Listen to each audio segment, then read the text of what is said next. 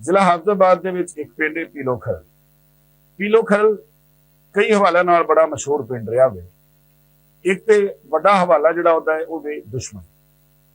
ਪੀਲੋ ਖਰਲ ਬੜਾ ਪੁਰਾਣਾ ਪਿੰਡ ਹੈ ਤੇ ਮੁਹੱਲੇ ਵਕੂਏ ਦਾ ਇਹ ਵੇ ਕਿ ਹਾਫਜ਼ਾਬਾਦ ਤੋਂ ਪਿੰਡੀ ਬਟੀਆਂ ਜਦੋਂ ਅਸੀਂ ਜਾਂਦੇ ਹਾਂ ਉਸ ਰੋਡ ਦੇ ਉੱਤੇ ਪਿੰਡ ਆਉਂਦਾ ਵੇ ਜਿਹੜਾ ਕਿ ਥਾਣਾ ਸਦਰ ਹਾਫਜ਼ਾਬਾਦ ਦੇ ਸ਼ਾਮਿਲ ਹੈ। ਜਦੋਂ ਅਸੀਂ ਹਾਫਜ਼ਾਬਾਦ ਵੱਲੋਂ ਇਸ ਪਿੰਡ ਵੱਲ ਜਾਂਦੇ ਹਾਂ ਤੇ ਪਿੰਡ ਤੋਂ ਪਹਿਲੇ ਇੱਕ ਕਬਰਸਤਾਨ ਆਉਂਦਾ ਪੀਲੋ ਖਰਲ ਦਾ ਕਬਰਸਤਾਨ। ਇਹ ਕਬਰਸਤਾਨ ਰੋਡ ਦੇ ਦੋਵਾਂ ਪਾਸਿਆਂ ਸੈਂਟਰੀ ਚ ਰੋਡ ਲੰਘਦਾ ਪਿਆ। ਅੱਜ ਅਸੀਂ ਤੁਹਾਨੂੰ ਸੁਣਾਵਾਂਗੇ ਇਸ ਪਿੰਡ ਦੀ ਕਹਾਣੀ, ਇਸ ਕਬਰਸਤਾਨ ਦੀ ਕਹਾਣੀ ਤੇ ਇੱਕ ਇੰਜ ਦੇ ਦੁਸ਼ਮਣਦਾਰ ਦੀ ਕਹਾਣੀ ਜਿਨਨੇ ਦੁਸ਼ਮਣੀ ਵੀ ਨਿਭਾਈ ਤੇ ਨਾਲ ਇਹ ਵੀ ਸਬੂਤ ਦਿੱਤਾ ਕਿ ਮੈਂ ਦੁਸ਼ਮਣਦਾਰ ਹਾਂ ਲੇਕਿਨ ਚੋਰ ਡਾਕੂ ਨਹੀਂ ਬਲਕਿ ਗੈਰਤਮੰਦ ਇਨਸਾਨ ਹਾਂ।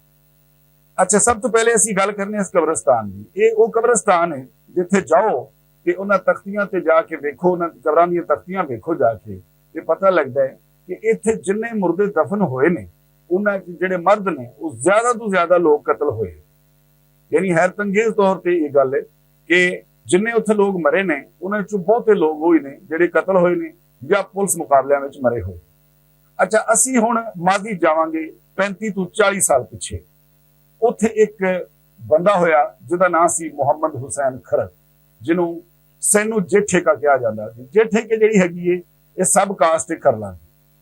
ਮਮਨ ਸੈਨ ਜੇਠੇਕਾ ਇਹ ਤਿੰਨ ਭਰਾ ਸਨ ਜਿਹਨਾਂ ਚ ਇੱਕ ਮਮਨ ਸੈਨ, ਦੂਜਾ ਕਾਲੂ ਤੇ ਤੀਸਰਾ ਜਿਹੜਾ ਹੈਗਾ ਉਹ ਹੈਗਾ ਤੁਫੈਲ। ਮਮਨ ਸੈਨ ਜੇਠੇਕਾ ਜਿਹੜਾ ਉਹਦੀ ਪਿੰਡ ਦੇ ਵਿੱਚ ਦੁਸ਼ਮਣੀ ਸ਼ੁਰੂ ਹੁੰਦੀ ਹੈ ਆਪਣੀ ਬਰਾਦਰੀ ਨਾਲ।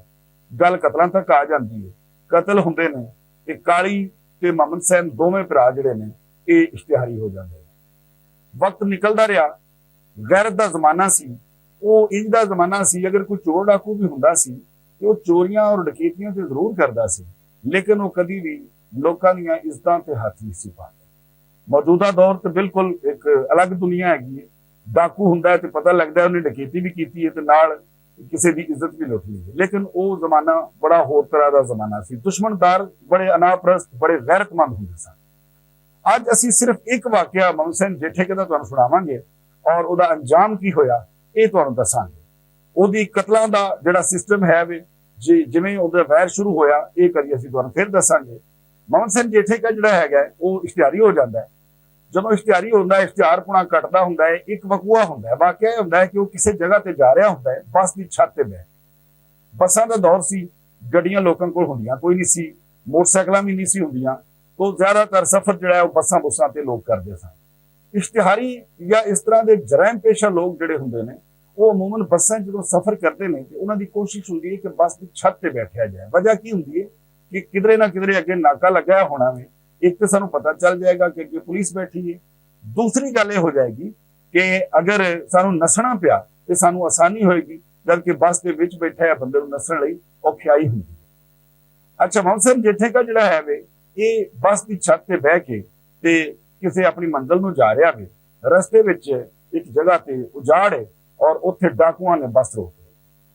ਡਾਕੂਆਂ ਨੇ ਜਦੋਂ ਬੱਸ ਰੋਕ ਲਈ ਹੈ ਉਹਨਾਂ ਬੱਸ ਨੂੰ ਲੁੱਟਣਾ ਸ਼ੁਰੂ ਕਰ ਦਿੱਤਾ ਹੈ। ਉਸ ਬੱਸ ਦੇ ਵਿੱਚ ਇੱਕ ਬੜੀ ਖੂਬਸੂਰਤ ਜਿਹੀ ਇੱਕ ਲੜਕੀ ਬੈਠੀ ਸੀ ਜਿਹਨੇ ਜ਼ੇਵਰ ਵੀ ਕਾਫੀ ਸਾਰਾ ਪਾਇਆ ਹੋਇਆ ਸੀ ਤੇ ਸੋਹਣੀ ਵੀ ਰੱਜ ਕੇ ਸੀ। ਡਾਕੂਆਂ ਨੇ ਜਦੋਂ ਉਸ ਕੁੜੀ ਨੂੰ ਵੇਖਿਆ ਤੇ ਉਹਨਾਂ ਦਾ ਦਿਲ ਜਿਹੜਾ ਹੈ ਉਹ ਬੇਈਮਾਨ ਹੋ ਗਿਆ। ਉਹਨਾਂ ਸੋਚਿਆ ਕਿ ਦੂਜਿਆਂ ਨੂੰ ਅਸੀਂ ਲੁੱਟ ਲਿਆ, ਇਹ ਕੁੜੀ ਨੂੰ ਅਸੀਂ ਨਾਲ ਹੀ ਲੈ ਜਾਣਾ। ਯਕੀਨਨ ਉਹਨਾਂ ਦੀ ਨੀਅਤ ਜਿਹੜੀ ਹੈ ਵੇ ਉਹ ਕੁਝ ਬੇਗੈਰਤੀ ਕਰਨ ਦੀ ਹੋਏਗੀ।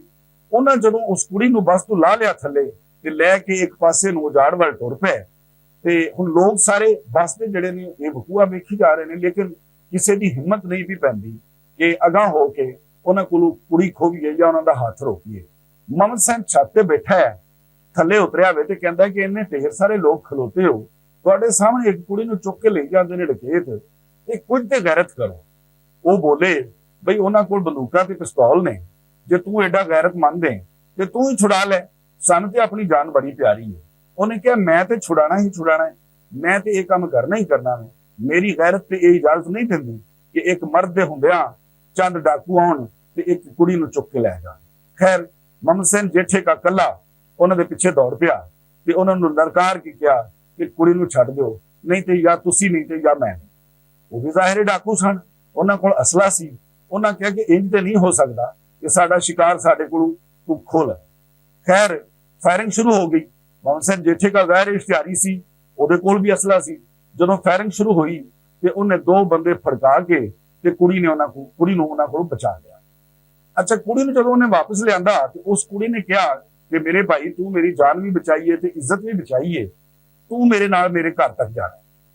ਉਹਨੇ ਕਿਹਾ ਵੇਖ ਬੀਬੀ, ਮੇਰੀ ਭੈਣ, ਮੈਂ ਤੇਰੀ ਜਾਨ ਵੀ ਬਚ ਗਈ ਹੈ, ਤੇਰੀ ਇੱਜ਼ਤ ਵੀ ਬਚ ਗਈ ਹੈ, ਇਹ ਬੜੀ ਗੱਲ ਹੈ, ਮੈਂ ਤੇਰੇ ਘਰ ਜਾ ਕੇ ਕੀ ਕਰਨਾ ਹੈ। ਉਹਨੇ ਕਿਹਾ ਤੂੰ ਮੇਰੇ ਤੇ ਅਹਿਸਾਨ ਕੀਤਾ ਹੈ, ਲੇਕਿਨ ਇੱਕ ਅਹਿਸਾਨ ਮੇਰੇ ਤੇ ਕਰ ਦੇ, ਇਹ ਨਾ ਹੋਵੇ ਕਿਧਰੇ ਕਿ ਰਸਤੇ 'ਚ ਕੋਈ ਹੋਰ ਡਾਕੂ ਮੈਨੂੰ ਚੁੱਕ ਲਵੇ ਜਾਂ ਮੈਨੂੰ ਕਿਧਰੇ ਕੋਈ ਰੋਕ ਲਵੇ, ਤੂੰ ਮੈਨੂੰ ਘਰ ਛੱਡ ਕੇ ਆ। ਖੈਰ ਉਹਨੇ ਉਹ ਗੱਲ ਮੰਨ ਲਈ। ਮੁਹੰਮਦ ਸੈਨ ਜੇਠੇ ਕਾ, ਆਲ ਮਾਰੂਫ ਸੈਨੂ ਜੇਠੇ ਕਾ, ਉਹਨੂੰ ਲੈ ਕੇ ਤੇ ਉਹਦੇ ਘਰ ਚਲਾ ਜਾਂਦਾ। ਜਦੋਂ ਉਸ ਕੁੜੀ ਦੇ ਘਰ ਵੜਦਾ ਹੈ ਤੇ ਵੇਖਦਾ ਕੀ ਹੈ ਕਿ ਉਹਨੂੰ ਇੱਕ ਕਮਰੇ ਦੇ ਵਿੱਚ ਇੱਕ ਤਸਵੀਰ ਨਜ਼ਰ ਆਉਂਦੀ ਹੈ ਜਿਹੜੀ ਕਿ ਇੱਕ ਪੁਲਿਸ ਅਫਸਰ ਦੀ ਹੈ। ਉਹ ਥੋੜਾ ਘਬਰਾ ਜਾਂਦਾ ਹੈ, ਜ਼ਾਹਿਰ ਇਸ਼ਤਿਹਾਰੀ ਸੀ। ਉਹ ਕੁੜੀ ਨੂੰ ਕਹਿੰਦਾ ਹੈ ਕਿ ਇਹ ਤਸਵੀਰ ਕਿਹਦੀ? ਉਹ ਕਹਿੰਦੀ ਹੈ ਕਿ ਇਹ ਮੇਰੇ ਵਾਲਿਦ ਸਾਹਿਬ ਨੇ ਜਿਹੜੇ ਕਿ ਇੱਕ ਪੁਲਿਸ ਅਫਸਰ ਨੇ। ਉਹ ਡਰ ਜਾਂਦਾ, ਉਹ ਕਹਿੰਦੀ ਹੈ ਪਰੇਸ਼ਾਨ ਨਾ ਹੋ, ਤੂੰ ਕੋਈ ਵੀ ਹੈ, ਤੂੰ ਕੋਈ ਜਰਾਇਮ ਪੇਸ਼ ਹੈ ਜਾਂ ਤੂੰ ਕੁਝ ਵੀ ਹੈ ਵੇ, ਤੇਰੇ ਕੋਲ ਅਸਲਾ ਵੀ ਹੈ ਵੇ, ਲੇਕਿਨ ਤੈਨੂੰ ਕੁਝ ਨਹੀਂ ਹੁੰਦਾ, ਤੂੰ ਮੇਰਾ ਮੋਹਸਨ ਹੈ ਔਰ ਮੇਰੇ ਸਾਰੀ ਫੈਮਿਲੀ ਦਾ ਮੋਹਸਨ ਹੈ। ਖੈਰ ਉਹ ਬਹਿ ਜਾਂਦਾ ਹੈ ਤਹਮਲ ਨਾਲ। ਉਹਦਾ ਵਾਲਿਦ ਘਰ ਆਉਂਦਾ ਹੈ ਤੇ ਸਾਰਾ ਵਾਕਿਆ ਉਹਨੂੰ ਸੁਣਾਇਆ ਜਾਂਦਾ ਹੈ ਕਿ ਇਹ ਵਕੂਆ ਹੁੰਦਾ ਹੈ, ਇੰਜ ਮੇਰੀ ਇੱਜ਼ਤ ਲੁੱਟਣ ਦੀ ਕੋਸ਼ਿਸ਼ ਕੀਤੀ, ਡਾਕੂਆਂ ਨੇ ਮੈਨੂੰ ਚੁੱਕਣ ਦੀ ਕੋਸ਼ਿਸ਼ ਕੀਤੀ। ਇਹ ਉਹ ਇਨਸਾਨ ਹੈ ਜਿਨੇ ਆਪਣੀ ਜਾਨ ਤਲੀ ਉੱਤੇ ਰੱਖ ਕੇ ਤੇ ਨਾ ਸਿਰਫ ਮੇਰੀ ਇੱਜ਼ਤ ਬਚਾਈ ਹੈ, ਮੇਰੀ ਜਾਨ ਵੀ ਬਚਾਈ ਹੈ। ਖੈਰ ਪੁਲਿਸ ਅਫਸਰ ਉਹਨੂੰ ਕਹਿੰਦਾ ਹੈ ਕਿ ਜਵਾਨਾ ਆਪਣਾ ਤਾਰਫ ਕਰਾ। ਉਹਨੇ ਕਿਹਾ ਜੀ ਗੱਲ ਇਹ ਵੇ ਕਿ ਮੈਂ ਤੁਹਾਡੇ ਤੇ ਇੱਕ ਛੋਟੀ ਜਿਹੀ ਨੇਕੀ ਕੀਤੀ ਹੈ, ਕੋਈ ਏਡਾ ਵੱਡਾ ਮੈਂ ਕੰਮ ਨਹੀਂ ਕੀਤਾ। ਤੁਹਾਡੇ ਘਰ ਆਇਆ, ਤੁਹਾਡੀ ਬੇਟੀ ਨੂੰ ਤੁਹਾਡੇ ਘਰ ਪਹੁੰਚਾ ਦਿੱਤਾ, ਮੈਨੂੰ ਇਜਾਜ਼ਤ ਦਿਓ, ਮੈਂ ਕੌਣ ਆ, ਇਹਦੇ ਨਾਲ ਤੁਸੀਂ ਕੀ ਲੈਣਾ?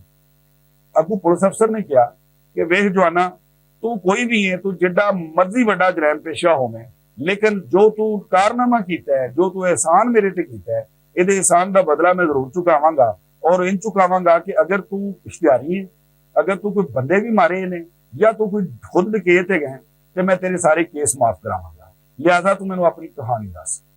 ਮੁਹੰਮਦ ਸੈਨ ਜੇਠੇ ਕਾ ਪਰੇਸ਼ਾਨ ਹੋਇਆ, ਵੇ ਹੁਣ ਮੈਂ ਕੀ ਕਰਾਂ? ਇਹ ਪੁਲਿਸ ਅਫਸਰ ਹੈ, ਜਦੋਂ ਇਹਨੂੰ ਮੈਂ ਆਪਣਾ ਨਾਂ ਦੱਸਣਾ ਹੈ ਤੇ ਇਹਨੇ ਤੇ ਫੌਰੀ ਤੌਰ ਤੇ ਪੁਲਿਸ ਨੂੰ ਬੁਲਾ ਕੇ ਮੈਨੂੰ ਗ੍ਰਿਫਤਾਰ ਕਰਾ ਦੇਣਾ। ਖੈਰ ਉਹਨੇ ਹਿੰਮਤ ਦਾ ਮੁਜ਼ਾਹਰਾ ਕੀਤਾ। ਉਹਨੇ ਕਿਹਾ ਹੁਣ ਜਿਹੜੀ ਹੋਈ ਦੇਖੀ ਜਾਏਗੀ, ਆਖਰ ਇੱਕ ਇਨਸਾਨ ਹੈ ਔਰ ਮੈਂ ਇਹਨਾਂ ਤੇ ਅਹਿਸਾਨ ਵੀ ਕੀਤਾ ਹੈ ਤੇ ਉਮੀਦ ਤੇ ਨਹੀਂ ਹੈ ਕਿ ਇਹਦਾ ਬਦਲਾ ਜਿਹੜਾ ਹੈਗਾ ਉਹ ਮੇਰੇ ਨਾਲ ਕੋਈ ਗਲਤ ਤਰੀਕੇ ਨਾਲ ਚੱਲਣ। ਮੁਹੰਮਦ ਸੈਨ ਜੇਠੇ ਕੇ ਉਸ ਪੁਲਿਸ ਅਫਸਰ ਨੂੰ ਕਿਹਾ ਕਿ ਸਰਕਾਰ ਗੱਲ ਇਹ ਵੇ, ਮੇਰਾ ਨਾਮ ਮੁਹੰਮਦ ਹੁਸੈਨ ਹੈ, ਸੈਨੂ ਜੇਠੇ ਕਾ ਮੈਨੂੰ ਕਹਿੰਦੇ ਨੇ, ਦੁਸ਼ਮਣਦਾਰ ਬੰਦਾ ਵਾਂ, ਹਾਫਜ਼ਾਬਾਦ ਦਾ ਰਹਿਣ ਵਾਲਾ ਵਾਂ ਤੇ ਪੀਲੋ ਮੇਰਾ ਪਿੰਡ ਹੈ। ਇਹ ਗੱਲਾਂ ਸੁਣ ਕੇ ਪੁਲਿਸ ਅਫਸਰ ਨੂੰ ਇੱਕ ਵਾਰੀ ਤੇ ਕੰਬਣੀ ਜੀ ਆ ਗਈ, ਕਿਉਂਕਿ ਸੈਨੂ ਜੇਠੇ ਦਾ ਨਾਂ ਉਦੋਂ ਬੜਾ ਮਸ਼ਹੂਰ ਹੋ ਚੁੱਕਿਆ ਸੀ। ਖੈਰ ਉਹਨੇ ਸਾਰੀ ਕਹਾਣੀ ਸੁਣੀ। ਉਹਨੇ ਕਿਹਾ ਮੇਰੇ ਤੇ ਇੰਨੇ ਕੋਈ ਕਤਲ ਨੇ ਤੇ ਇੱਕ ਜੱਜ ਨੂੰ ਮਾਰਨ, ਜੱਜ ਦੇ ਪਿਓ ਨੂੰ ਮਾਰਨ ਦਾ ਵੀ ਮੇਰੇ ਤੇ ਕਤਲ ਹੈ, ਹੁਣ ਦੱਸੋ ਕਿ ਤੁਸੀਂ ਮੇਰੇ ਨਾਲ ਕੀ ਕਰਦੇ ਹੋ? ਉਹਨੇ ਕਿਹਾ ਤੂੰ ਤਹਮਲ ਨਾਲ ਬੈਠਾ ਰਹੋ ਇੱਥੇ, ਮੈਂ ਤੇਰੀ ਗ੍ਰਿਫਤਾਰੀ ਪਵਾਵਾਂਗਾ, ਤੈਨੂੰ ਗ੍ਰਿਫਤਾਰ ਕਰਾਵਾਂਗਾ, ਉਸ ਤੋਂ ਬਾਅਦ ਮੈਨੂੰ ਸੋਨੇ ਨਾਲ ਵੀ ਤੋਲਣਾ ਪਿਆ ਤੇ ਤੋਲ ਕੇ ਤੇ ਤੈਨੂੰ ਮੈਂ ਬਰੀ ਕਰਾਵਾਂਗਾ ਔਰ ਤੈਨੂੰ ਇਸ ਜਰਾਇਮ ਦੀ ਦੁਨੀਆ ਚੋਂ ਬਾਹਰ ਕੱਢਾਂਗਾ। ਖੈਰ ਇਹ ਵਾਅਦੇ ਦੇ ਤਹਿਤ ਪੁਲਿਸ ਅਫਸਰ ਨੇ ਉਹਨੂੰ ਗ੍ਰਿਫਤਾਰ ਕਰਾਇਆ। ਗ੍ਰਿਫਤਾਰ ਕਰਵਾ ਕੇ ਤੇ ਉਹਦੇ ਜਿੰਨੇ ਮੁਦਈ ਸਨ ਉਹਨਾਂ ਨੂੰ ਮਿਲਣਾ ਸ਼ੁਰੂ ਕਰ ਦਿੱਤਾ। ਉਹਨਾਂ ਨੇ, ਉਸ ਪੁਲਿਸ ਅਫਸਰ ਨੇ ਵੀ ਉਹ ਵਾਅਦਾ ਆਪਣਾ ਪੂਰਾ ਨਿਭਾਇਆ ਔਰ ਜਿੰਨੇ ਮੁਦਈ ਸਨ ਸਾਰਿਆਂ ਨੂੰ ਕੁਝ ਲੈ ਦੇ ਕੇ, ਕੁਝ ਬੰਦੇ ਪਾ ਕੇ ਉਹਦੀ ਸੁਲ੍ਹਾ ਕਰਾਈ ਔਰ ਸਾਰੇ ਕੇਸਿਸ ਉਹਦੇ ਮਾਫ ਕਰਾਏ। ਲੇਕਿਨ ਐਂਡ ਕੀ ਹੁੰਦਾ ਹੈ? ਐਂਡ ਇਹ ਹੁੰਦਾ ਹੈ ਕਿ ਜਿਹੜਾ ਉਹ ਜੱਜ ਦਾ ਪਿਓ ਨੇ ਮਾਰਿਆ ਸੀ, ਉਹ ਜੱਜ ਦਾ ਪੁੱਤਰ ਜਿਹੜਾ ਹੈ ਵੇ, ਉਹ ਜਿਹੜਾ ਜੱਜ ਹੈ ਜਿਹਦਾ ਪਿਓ ਮਰਿਆ ਸੀ, ਉਹ ਅੜ ਗਿਆ। ਉਹਨੇ ਕਿਹਾ ਇਹਨੇ ਮੇਰਾ ਪਿਓ ਮਾਰਿਆ, ਇਹਨੂੰ ਮੈਂ ਮਾਫੀ ਨਹੀਂ ਦੇ ਸਕਦਾ। ਕੇਸ ਚੱਲਦਾ ਰਿਹਾ। ਆਖਿਰਕਾਰ ਇਹ ਹੋਇਆ, ਉਸ ਪੁਲਿਸ ਅਫਸਰ ਨੇ ਉਸ ਜੱਜ ਨੂੰ ਕਿਹਾ ਕਿ ਜਨਾਬ ਇੰਜ ਕਰੋ, ਤਕੜੀ ਲੈ ਆਓ, ਇੱਕ ਪਾਸੇ ਸੋਨਾ ਰੱਖ ਲਿਓ ਤੇ ਦੂਜੇ ਪਾਸੇ ਇਸ ਮੁਲਜ਼ਮ ਨੂੰ ਰੱਖ ਲਿਓ, ਬਰਾਬਰ ਤੋਲ ਕੇ ਸੋਨਾ ਮੇਰੇ ਕੋਲ ਲੈ ਲਿਓ, ਨਾਲ ਮੈਂ ਮਾਫੀ ਵੀ ਮੰਗਣਾ ਵਾਂ ਤੇ ਇਹਨੂੰ ਤੁਸੀਂ ਮਾਫੀ ਦੇ ਦਿਓ।